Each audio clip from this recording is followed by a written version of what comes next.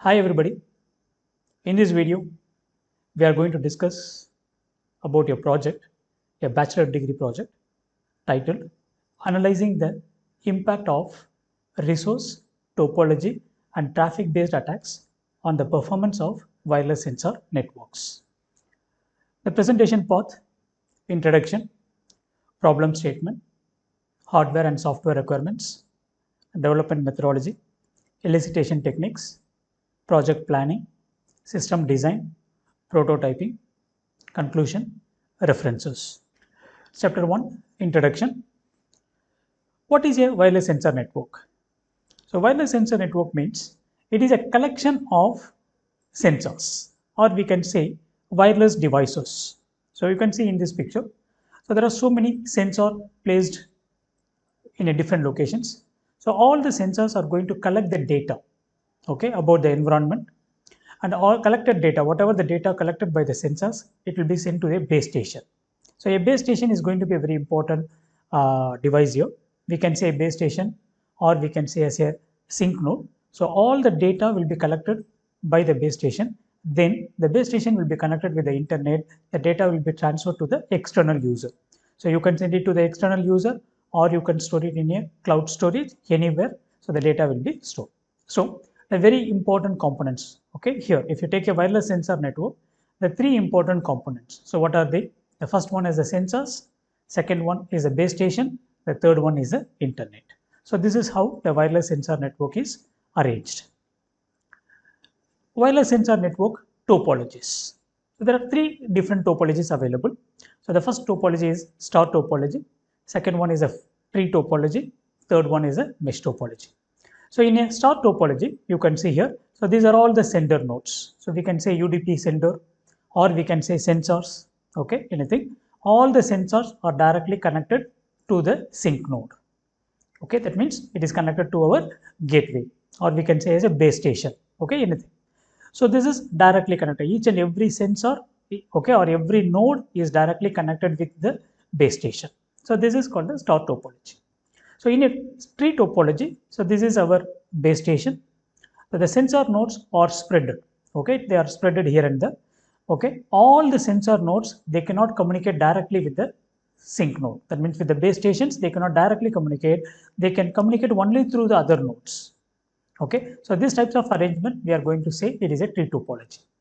So in a mesh topology, every sensor is connected, okay, with each and every sensor. Okay, so you can see in this. So if you take any one sensor, so it is directly or indirectly, it is connected with all the other sensors in the topology. So this is called the mesh topology. Types of wireless sensor networks. So basically, there are 5 different types of wireless sensor networks available. The first one is the terrestrial. So generally, the terrestrial wireless sensor networks, it will be used on the land. That means in the surface of the ground. So you can see here for different application, for a military application, for a forest application, it could be anything. But it will be implemented on the surface of the land, and we can collect the data about the environment. So this is the terrestrial wireless sensor network. Underground wireless sensor network means the sensors will be implemented under the ground. Okay, for example, to collect the temperature, or to collect the humidity of the soil. Okay, so all these things, particularly in the area of agriculture, we can use this. So this is the underground water sensors, sorry, wireless sensors. The next one is the underwater wireless sensors. So here the sensors will be implemented, it will be deployed inside the sea or inside the waters. So this is the underwater sensors. The next one is a multimedia wireless sensor network. So here different types of data will be generated here. Okay, for example, one sensor will be collecting the sound, the another data will be collecting light. So different types of data will be collected by different sensors. So this is multimedia sensors or multimedia wireless sensor network. The next one is a mobile. So in the mobile wireless sensor network, the nodes will be moving.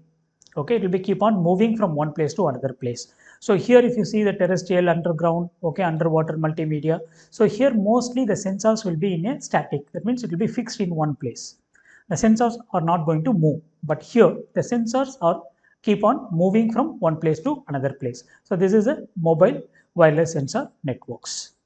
So these are the types of wireless sensor networks. So the next one is a classification. So classification of wireless sensor networks. So we are classifying the wireless sensor network into 6 different types. The first one is the static and dynamic. Second one, it is a deterministic, non-deterministic, single base station, multi-base station, static base station, mobile base station, single hop, multi-hop, homogeneous, heterogeneous. So these are the ways you can classify the wireless sensor network. So we can see one by one. So in a static and dynamic. So what is a static? The word itself, it is very clear.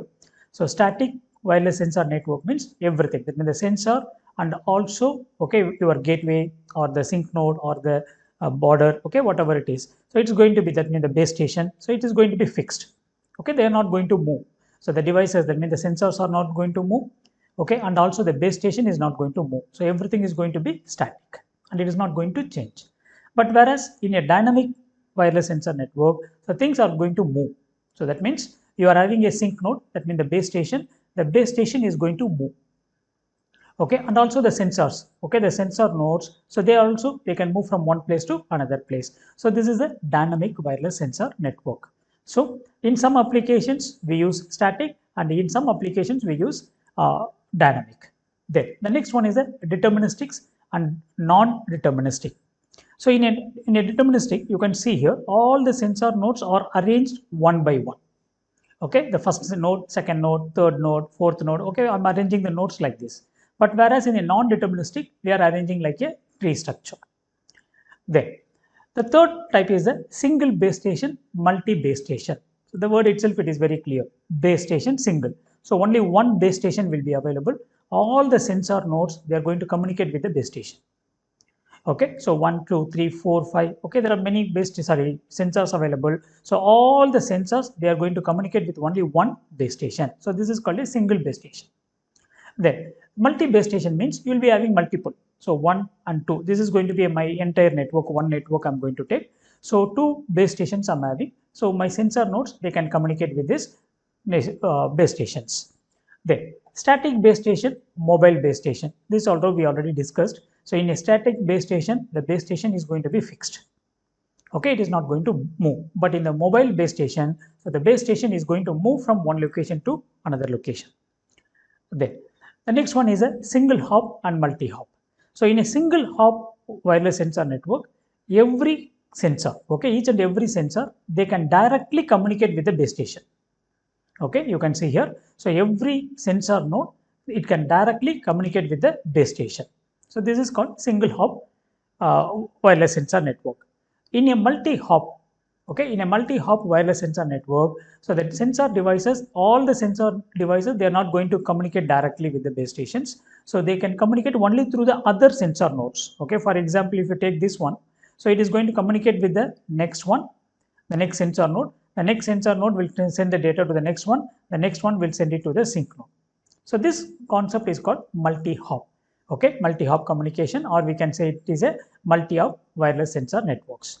Homogeneous and heterogeneous wireless sensor networks. So here, the sensor nodes in a homogeneous, if you take, all the sensor nodes will be of same type, or all the sensor nodes is going to do the same work, same job. It is going to do. So this is called the homogeneous. But in a heterogeneous means we are going to have a different roles. Every sensor is going to have a different roles. Every sensor is going to do a different task, or even the type of hardware. The hardware we are using it for the sensor nodes is going to change. So this is a heterogeneous wireless sensor networks. So this is about the classification.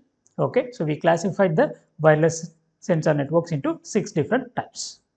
Now let me go to the next one, wireless sensor network applications. There are so many applications available. Plenty of applications available for wireless sensor networks. So starting from the healthcare, even in the military, environmental monitoring. So you can see there is a very big list is available. Environmental monitoring, industrial monitoring and control, healthcare, smart cities, disaster management, military applications. Then the list is not completed. It's endless. So there are so many domains available, even in the agriculture, education. So in many places, we can use these wireless sensor networks. So there is no limit for this. Now, I'm going to talk about the routing protocols. So we know what is wireless sensor networks. So if you want to send the data from one node to another node, so we need some routing protocol. Okay, so there are a lot of types of routing protocols available for WSN. But here in this slide, because the project is related with RPL, I'm going to talk about only the distance vector routing protocols. So distance vector routing protocol, also we can use it in the wireless sensor network. It's a very simple protocol. So here the metric, what is a metric means? The hop count. So based on the hop count, it is going to calculate the path. Now, if you see the example, these are all the examples for distance vector routing protocol. Okay, so the first one is the RPL. So in this project, we are going to use the RPL protocol. Okay, sensor devices we are going to use, base station we are going to use, and what is the routing protocol we are going to use means RPL routing protocol. So RPL stands for routing protocol for low power and noisy networks. Then you have AODV protocol, DSDV protocol, BGP protocol, Bellman-Ford algorithm. So these are all different routing protocols. That means the distance vector routing protocols available for wireless sensor network. So this project we are going to use only the RPL routing protocol. As far as wireless sensor network challenges are concerned, okay, you can see a very big list is available. The first one is energy efficiency. Okay, this is related with the power. Okay, that's going to be really a challenging one. So managing uh, the power, okay, very efficiently and managing the energy is going to be a very challenging one in the wireless sensor network. So the next one is the scalability. So scalability is extending the network. A dynamic topology, because the sensor nodes may join at any time, sensor nodes may leave at any time. So this is a dynamic topology. Data aggregation, so collecting the data from the different sensor networks, sensors, okay, from different sensors is also going to be a issue, a challenge one. Then security.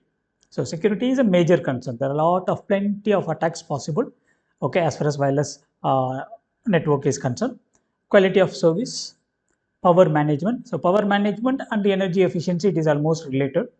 Then node deployment. So node deployment means, so where to place the nodes, the sensor nodes to be placed, okay, in some locations. So the node deployment is also a security challenge, here. Then the communication protocols.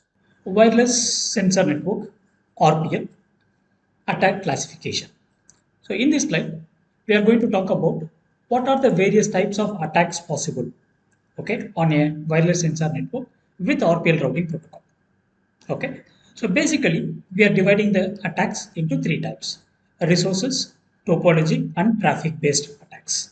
So if you take the resource based attacks means, so these attacks are going to affect the resources. So resources means like the CPU, power, okay, the bandwidth. So the resources will be affected by these types of attacks, the resources of our wireless sensor network. The topology based attacks, the nodes. So directly the nodes will be affected. Okay, for example, some sensor nodes will be detached from the wireless sensor network. Okay, some nodes, okay, will be broken. So some types of attack which is going to affect the nodes. Then the traffic related attacks, this is going to affect only the traffic, the packets. Okay, so whatever the data transfer from one node to another node, it will be compromised. So this is traffic related attacks. So further, we are classifying the resources. That means the resource based attacks we are classifying into a direct attack and indirect attack. So these are all the examples. Okay, if we take direct attack, example is flooding, routing table overload. For indirect attacks, increased rank attack, okay, a DAG inconsistency attack, version number modification. So these are all the examples for indirect attacks. So in the topology based, we have sub-optimization and isolation attacks. In the sub-optimization, we have the routing table falsification, sync hole, wormhole, and RI replay attack. So in the isolation, we have the black hole attack, DAO inconsistency attack. In the traffic-based attacks, we can classify into eavesdropping and misappropriation. In the eavesdropping, we have sniffing, traffic analysis, and in the misappropriation, so decreased rank attack and identity attack. So if you see eavesdropping, it is going to be completely a passive attack. Okay, here the attacker is going to capture the packets only, but whereas the remaining attacks, all the other attacks is going to be the active attack. Okay, so this is how we can classify the attacks of WSN in a RTL based network. Now, if you take a wireless sensor network, we can measure the performance of a wireless network wireless sensor network can be measured by using various parameters. Here we are giving 6 different parameters. So that means the 6 different metrics we can say. So the first one is a PD, packet delivery ratio. So what is packet delivery ratio means? So the number of packet successfully delivered from a source to the sink. Okay, from the source node, that means from a wireless sensor node. Okay, you can just I just make a give an example. So this is, for example, this is our sink, and these are all the nodes means. So the number of packets, okay, successfully transferred from here, okay, from the sink node, sorry, from the sensor node to the sink node. Okay, this is called the PDR, packet delivery ratio. So we can measure the packet delivery ratio by using this formula. That means the total number of packets received successfully divided by the total number of packets sent. Okay, for example, a node is sending 100 packets, then the sink node is receiving 90 packets out of that. Okay, into 100. So this is going to be the PDR, packet delivery ratio. So the total number of packet sends, okay, the total number of packet received by the sink node. Okay, so this is how we can calculate the packet delivery ratio. So every node must have, okay, you can calculate the PDR for every node, every individual sensor nodes, we can calculate the PDR. And also for the entire topology also we can calculate the PDR. Then latency. So what is the latency means? The time taken for a packet to travel from the source to the destination. So here always the destination is going to be our sink node. Okay, the sink node is going to be the destination. So what is the time taken? Okay, for example, I have two sensor nodes here. Okay, so I'm having two sensor nodes here. So what is the time taken to travel? Okay, if I'm sending a data to the sink node means so the time taken for a packet to travel from the source to the destination. Okay, so this is called the latency, or we can say the delay. Then power consumption. So power consumption means this is for the individual sensor nodes. So if you take one individual sensor node, how much of power it consumed. So how you can calculate the power means so voltage into current into time. So this is how we can calculate the power consumption. Then the fourth parameter is the throughput. So throughput is equal to the total amount of data transmitted divided by the time taken to transmit the data. Okay, so the total we are going to calculate the throughput. You can calculate in the kilobytes, megabytes also. Okay, in the sensor network, wireless sensor networks, it will be calculated only in the kilobytes. So the total amount of data transmitted, how much of data we are transferring from one device, that means from one node to another node, or from a sensor node to a sink node, how much of data is in, and what is the time taken to transmit the data. So if you divide these two things, we'll get the throughput. Then expected transmission count. So what is expected transmission count means the number of hops. Okay, for example, I'm having a topology like this. Okay, so this is the sink node. I'm having many sensors nodes. The sensor nodes are connected like this. So what is the ETX means for this node? So from here to here, from the sensor node X to the sink node. Okay, this is the sink node. Okay, this is our gateway. So what is the number of jumps? Okay, for example, this is 1, this is 2, and this is 3. Okay, this is called the ETX value. So for this node, the ETX is equal to 3. But if you see for this particular sensor node, the ETX is going to be 1 and 2. Okay, it will be 2. So this is the ETX. So ETX is, that means the expected transmission count is the number of hops, okay, a node will take to reach the sink node. Okay, so this is the ETX value. Then network convergence. So what is a network convergence means? How quickly the network is learning about, okay, the others. That means the sensor nodes are learning about your network. So time taken for a network to converge divided by time interval between the topology changes. Okay, so this is the topology available now. Okay, so this is the topology available now. The topology is running successfully. There is no problem in this. Now, a new node is joining. If a new node is joining means, so immediately all the sensor nodes will be updated about this. Okay, they are going to be updated. So there will be a time taken for this. So that is called the convergence time, network to converge.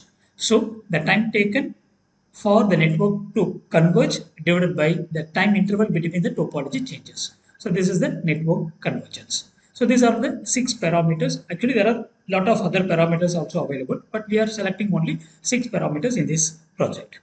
Okay. Now, I'm going for the problem statement, which is going to be the very core part of this presentation, a very important one. Okay. So, the title of the project, analyzing the impact of resource, topology, and traffic based attacks. So, we are taking 3 different types of attacks here. So, we are taking the resource attack, topology attack, and a traffic based attack. So, in each category, I'm going to choose 2. Okay, for example, in the resource attacks, we have selected the DIS flooding attack and DOS attack, denial of service attack.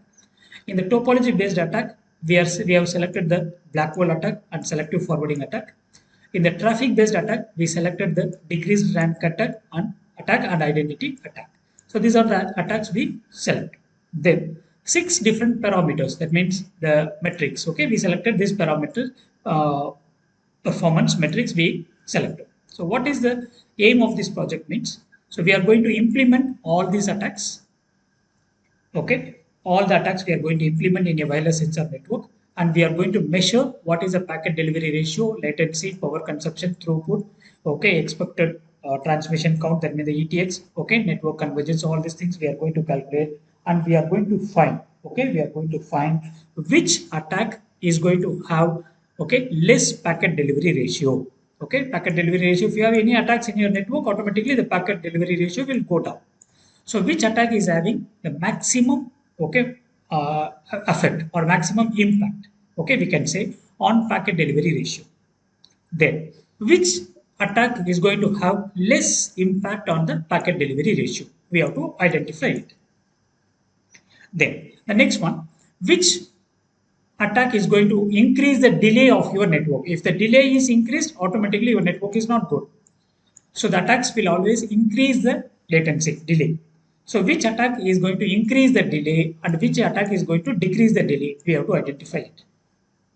Then, which attack is going to consume more power? The sensor nodes are going to be losing the power. If there is any attack in your network, automatically the power consumption of your sensor nodes will increase. So which node, or sorry, which attack is going to increase the power consumption and which attack is going to reduce the power consumption? We have to find it. Okay, it cannot reduce, but minimum. So in which attack the maximum power consumption will be available and in which attack the minimum power consumption will be available. Then which attack is going to reduce the throughput and which attack is going to increase the throughput? Okay, we have to find it.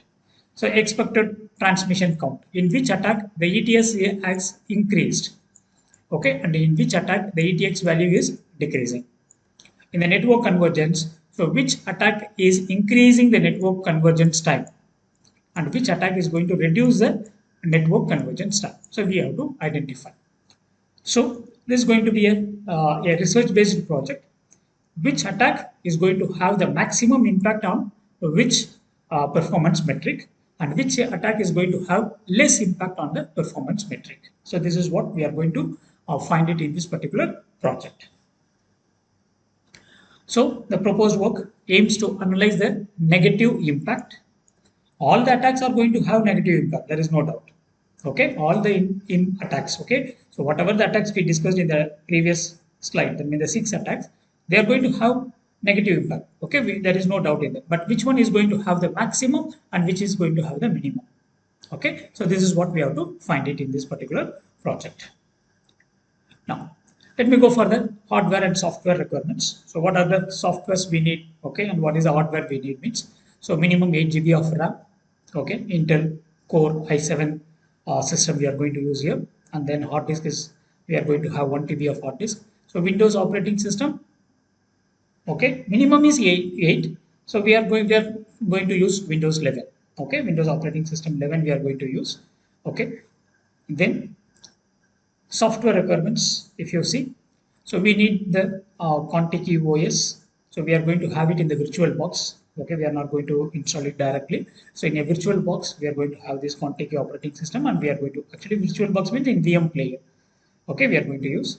Then the very important thing is a Kuja simulator. So this is a very popular simulator used by the research community. Okay, to simulate the wireless sensor networks. So we are going to use the Kuja simulator here to execute all our scenarios. We will see it later. Then we are going to use the origin tool. So this is for the data analysis. So whatever the data we collect it in the Puja, okay, we are going to analyze by using the origin. Okay, so this is the software requirements. Then development methodology. So here we use a prototype methodology to develop this particular project. So the first step of this prototype methodology is identifying the requirements, then designing the prototype. So for designing the prototype, that means we are going to design the scenarios, different scenarios we are going to design. Okay, we'll see it in the coming slides. Then we are going to develop the prototype, testing the prototype, gather the feedback, refine the prototype, and then repeat the process. So these are the steps, okay, we are following in this particular project. Then literature survey. So these are all the papers, okay, the papers that we referred in this book. We have given this list in the references. Okay, you can see it in the references also. So these are the literature survey we have done. Then, so the project is planned like this. So we divided this project, okay, into 2 semesters. Okay, so in the first semester we are doing this project only up to the design, okay, designing, and also we are developing some prototypes. So in the second semester only we are going to start implementing the project. That means the implementation will be started in the second week of this, sorry, second semester of the academic year. And also the finally we are going to write the report on these things. So this is a common a normal one. So this is the network diagram. So the network diagram shows, okay, so there are 3 different paths available in this. Which one is a critical path also we have identified. So the critical path, okay, is available. It is of 17 weeks. The critical path, it is identified. Okay, so this is the Gantt chart. So we plan the project like this. The Gantt chart is given here. Okay, chapter 7, system design. So in this chapter, we are going to talk about each and every attack. Okay, 6 attacks we have already selected. So we are going to talk about each and every attack, how it is working, and then we are going to talk about the flow chart. That means how the attack is working. Okay, the basic concept of attacks we have to know. So we are going to discuss about this in this chapter. Okay, now let me go for the first attack, which is a black hole attack. So what is a black hole attack? Means, so black hole attack means you can see in this particular topology. Okay, so this is a wireless sensor network. So this is our sink node, and these are all the sender nodes. So now I'm going to consider this node as a malicious node, and it is going to do black hole attack. So what is black hole attack means? Whatever the packet it is receiving, okay, the packets which is receiving from the nodes. So the black hole attack node will silently, it will drop everything. Okay, for example, you see, so this node will send the packet, it will forward the packet to this node, and at the same time this node also is going to forward the packet, okay, like this. The packet will be forwarded like this. Now if this is a malicious node means, so silently all the packets of, okay, you can say I just put numbers 1, 2 and 3. So whatever the packets forwarded by 1, 2 and 3, so it will be silently dropped, it will be silently dropped by this particular node. So this is called the black hole attack. So 100%, completely all the packets forwarded by the node 1, 2, 3, everything will be silently, it will be dropped by this particular node. So this is, okay, black hole attack. So we can see here the flow chart. So you can start the simulation, okay, after starting the simulation, the sender nodes, okay, the sensor nodes are going to create the packets or generating the packets, and they are sending the packets. So where means the destination is going to be the sink. Okay, ultimate destination, we have to send it to the sink node. Now, we are going to select any one of the node as our malicious node. So here, in this case, we selected this as the malicious node and waiting for the incoming packet. So this node is going to wait for the packets from node 1 or 2 or 3. Then, if a packet comes, okay, automatically it is going to drop the packet. Whatever the packet it is, either it could be a control packet or data packet, any packet, whatever the packet comes, it will simply drop the packets. Then clearing the buffer. Okay, the temporary buffer or the temporary memory will be cleared. Then it is waiting for the next packet. So even 100 packet comes, okay, from 1 to 3 means all the packets will be silently dropped by this particular node. So this is called the black hole attack. Suppose if the packet is not coming, okay, I'm waiting for the incoming packet. If the packet is not coming means, okay, you can wait for 60 seconds. Okay, it's going to wait only for the 60 seconds. This is created by us. Okay, we can change this time. Okay, how long you want to wait. So you can fix your own time. But the concept here is if any packet comes, okay, if it is true, automatically the packet should be dropped. The packet should not be forwarded to the next level. Okay, so this is black hole attack. Now, let me go to the second attack, selective forwarding attack. So selective forwarding attack, it is little bit a tricky one. What does that means? It is not going to drop all the packets. So in this case, it is going to drop only the selected packets. Okay, for example, you can divide the packets into two types. Okay, here data packets, okay, which is carrying the data from the sensor nodes, and second one is going to be the control packets. So control packet means the packet which is sent by the routing protocols. So here we are using the RPL routing protocol. So whatever the packets used by the control, okay, by the RPL, okay, that is a control packet. You can drop the control packets also. Okay, so now the same concept I'm going to take. So let us consider this node as a malicious node, and it is going to do the selective forwarding. Okay, it is going to do the selective forwarding, and what it is going to drop means it is going to drop only the data packets. So whatever the data packets coming from the sensor node 1, 2 and 3, it will be silently dropped by this particular malicious node. Only the data packets. So if a control packet comes, the control packet will be allowed. Okay, it will be allowed. It will forward the control packet, but it is going to block or it is going to drop only the data packet. Okay, you can see what is the concept here means. A packet is coming. Okay, so if the packet is received, if packet equal to true means, okay, so our program, it is going to check. So there is a field available in the packet, in every packet. Then the name of the field is UIP ICMP. So this is the field, okay, which is available in the packet. So this information we have to check. If this value is 155, okay, if the value is 155, so then the packet is considered as a data packet. So silently it is going to drop the packet, clearing the buffer and waiting for the next packet. Suppose if the packet is not, okay, is not coming, if you are not receiving any packet for more than 60 seconds, you can just clear the buffer and wait for again. So here the very important thing is we have to check the field, okay, UIP ICMP field. So this is the field which is available in the packet. If the value of this field is 155 means it will be considered as a data packet. Then let us see the next one, control packet. So what is a control packet means? If the value of ICMP, okay, that means UIP ICMP field, if the value is not equal to 155, if it could be anything else, if it is more than 155 or less than 155, that means there are 4 different types of control packets available here. Every control packet will have a value, okay, which is not going to be 155. So 155 means it is the data packet. If it is not 155, it is going to be the control packet. So the control packet will be, okay, will be dropped. So in this case, we are going to drop only the control packets, but the data packets will be forwarded. Okay, so the malicious node will forward the data packet. But if a control packet comes, it is going to drop the control packets. So this is about the selective forwarding attack. The third attack is, that means the fourth attack, DIS flooding attack. So what is a DIS flooding attack?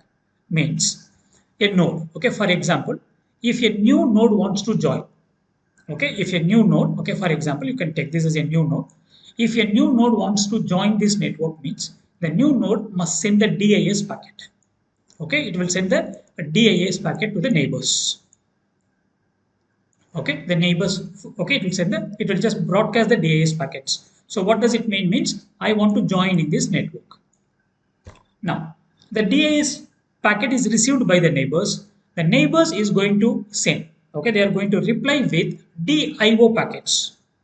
Okay, they are going to reply with DIO packets. Okay, these are all the control packets. So DIS is a control packet, DIO is a control packet. So if a node wants to join the network, the node is going to, okay, multicast. It is not broadcast, it is going to multicast the DIS packet. Then it is going to get the reply. So what is the reply it is going to get means DIO packet it is going to get from others, and based on that, so this node can join. It can select any one and it can join the network. So this is the how it works. A new node joins like this. But now, what is a DIS flooding attack means? You see, this node already joined the network. So it's already joined the network. It is already available in the wireless sensor network. Now this node is going to send the DAS packet. Okay, so already a node is joined in the network, and then it is simply keep on sending the DAS packet. It is going to send, I want to join the network, I want to join the network. So every time, if okay, while sending the DAS, automatically all the other nodes are going to send the DIO packets. So this is going to affect the other nodes, the resources, the power, okay, that means the energy, okay, the bandwidth, okay, the performance. So everything will be affected because of this. So this is called the DAS flooding attack. So a DAS, okay, a node we are going to select as a malicious node. So the malicious node is going to create a DAS packet, and then it is going to broadcast the DAS packet, and it is receiving the DIO packet for others. Simply it will drop. It will drop all the DIO packets. Okay, again it is going to repeat the same step. Okay, again it is going to create the DAS and it is going to send. So this is going to be repeated. Okay, it will be repeated several times. So this type of attack is called DAS flooding attack.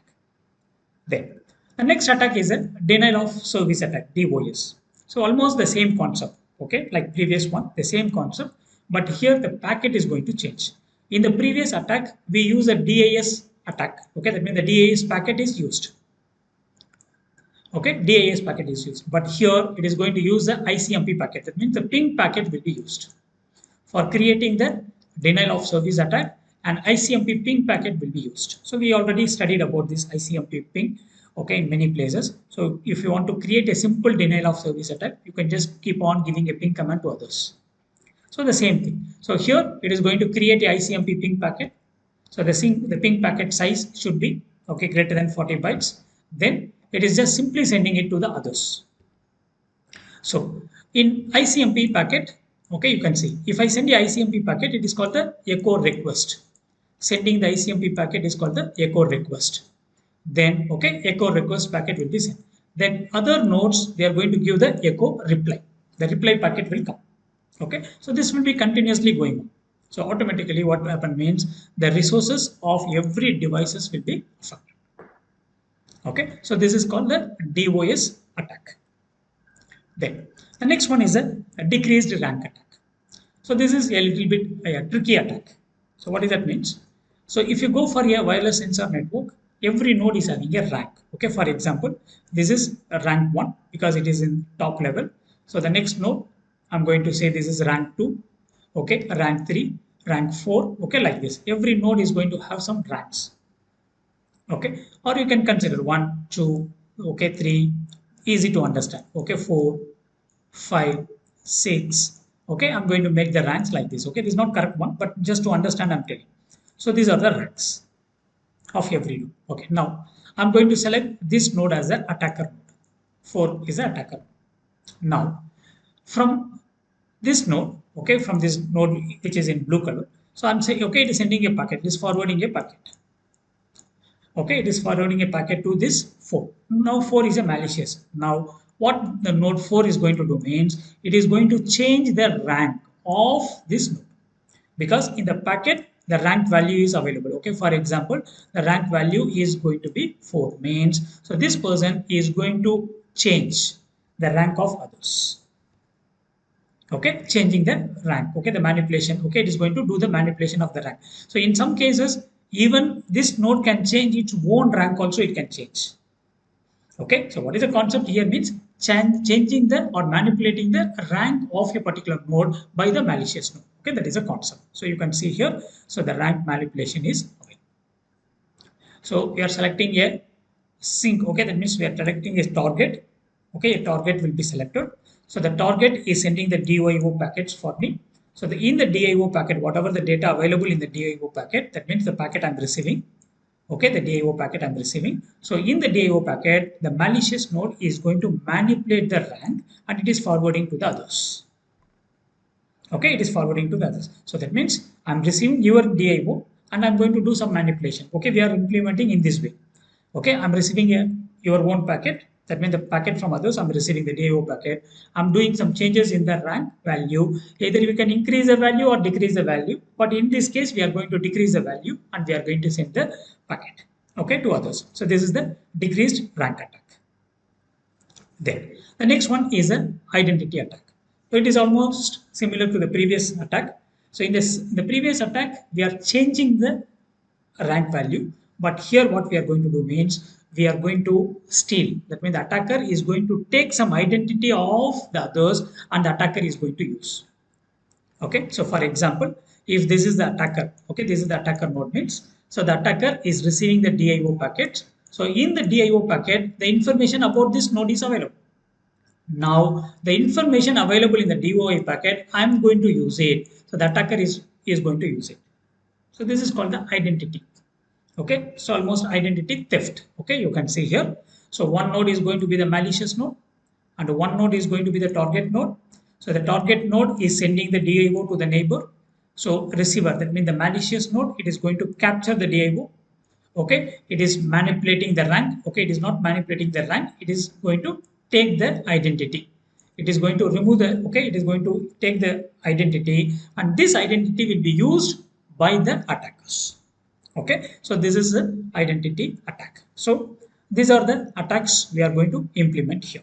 Okay, now prototyping model. So we created a small prototype here. So we selected prototyping model phase. So requirements, quick design, building the prototype, user evaluation, refining the prototype, implementing, okay, implementation and maintenance. So actually in this presentation, we are going to talk about only up to this. Okay, we are not implemented. So the implementation will be started soon. Now, so this is how we are implementing. So here, how we are going to implement the attacks. Okay, we are going to discuss here. So you can see here already we discussed here three different categories of attacks we are taking: resource based, topology based, and traffic based. So in the resource based, we are taking the DAS flooding attack and DOS attack. In the black hole, okay, sorry, in the topology based, we are taking the black hole and selective forwarding. In the traffic based, we are taking the decreased rank, okay, and the identity attack. And then for every attack, we are going to create a scenario. Okay, scenario 1, scenario 2, scenario 3, scenario 4, 5, 6. So 6 different scenarios we are going to create in our simulation. That means in Kuja, 6 different scenarios we are going to create. Then, so we are going to have one more scenario also, that is called scenario 0. Okay, scenario 0 is nothing. So this is a simulation without any attack. Okay, so there will be no attack here. So that will be considered as the scenario 0. You can see it in the next slide. Then for every scenario, we are going to have, okay, test cases. There will be 6 different test cases. So if you take DAS flooding attack, so the DAS flooding attack, we are going to test in 6 different ways. Okay, so test case A, test case B, C, D, E, F. The same thing we are going to do for every scenario. So scenario 2 also, it is going to have all the 6 test cases. Okay, scenario 3, scenario 4. Okay, so this is how we are going to implement this particular project. Now, so you can see I'm just taking one scenario, okay, and test cases. So if you take one scenario, so it is having A, B, C, D, E, F. Okay, these are the different test cases available. Okay, if you take black hole attack, we are going to have all the 6. Selective forwarding, we are going to have all the 6 test cases. Okay, what does that means? What is the difference we can see here? So test case A, so in all, okay, only one sync node will be there. Okay, we are not going to increase the number of sync node. So only one sync node is going to be there, okay, which is receiving the data from all the sensor nodes. And UDP sender nodes, that means the sensors, we are going to have 15 nodes. Then we are increasing the attackers. Okay, for example, if we take black hole, in the first test case, we'll be having 2 black hole attack nodes. Then in the test case B also, we are going to have 2 black hole attack nodes, but the location, that means the deployment location we are going to change. So in the first test case, the 2 attackers will be outside the range of the sync node. Okay, you can see the diagram in the next slide. So you can understand here, see here. So these are the 2 attackers. Okay, this is attacker 1 and this is attacker 2. So both the attackers we are going to place outside. Okay, it will be deployed outside the radio range of the sync node. Okay, so that they can communicate only through other nodes. They cannot directly communicate. In the test case B, what we are going to do means we are moving the attackers, okay, inside the radio range of the sync node. Okay, that means they can directly communicate. They can directly communicate with the sync node. So this is test case 1. So that means test case A and B. Now, if you see the test case C, we are going to increase the number of attackers. Okay, we are increasing the number of attackers. Okay, 4 and 4. So in the D and C and D, the number of attackers are increased. So gradually we are increasing the number of attackers. And at the same time, we are changing the locations. So 4 attackers outside, okay, outside the radio range of the sync node. 4 attackers inside the radio range of the attackers. 8 attackers outside the radio range of the sync node, and 8, okay, inside the radio range of the sync node. So this is how we are going to have the different test cases. Okay, so you can see this is scenario 0. So in a scenario 0, we are going to say it as a reference topology. So reference topology, this is going to be our base. This is a normal network. So without any attack. So this is the value we are going to compare with everything. Okay. So reference topology, there is no attackers, nothing. It's just completely free from attackers. Then, so we are going for the scenario 1. In scenario 1, we have 2 test cases. Okay. So in the 2 test cases, the attackers deployment is going to change. Then, so test case C and D, the number of attackers are increasing. 4 attackers are available. That means the 4 malicious nodes, and then the deployment location also we are changing. In the test case C, all the 4 will be outside the radio range, and here it will be inside the radio range of the sync. So if you see the test case E and F, the number of attackers is increased to 8. So all the attackers are going to be placed outside the radio range. Then here everybody is going to place inside the radio range. So this is how we are going to implement the scenarios. Okay. So for all the 6 attacks, we have 6 different scenarios like this, and each scenario is having 6 different test cases. Then as a conclusion, so WSN, wireless sensor network, plays a major role in monitoring and collecting the data, that means in the environment. However, the number of attacks on the wireless sensor networks are increasing day by day. So we already know we classify the attacks as resource based, topology based, and traffic based. So here, any type of attack, it is having some impact. Okay, negative impact. So negative impact it is having on packet delivery ratio, latency, power consumption, throughput, expected transmission count, okay, network convergence. So all these parameters will be affected because of these attacks. But in this project, we aims to identify so which attack is having the maximum impact and which attack is having the minimum impact on the performance metrics. So this is the objective of this particular project. Thank you. These are the references. Okay, you can go through the references. Thank you.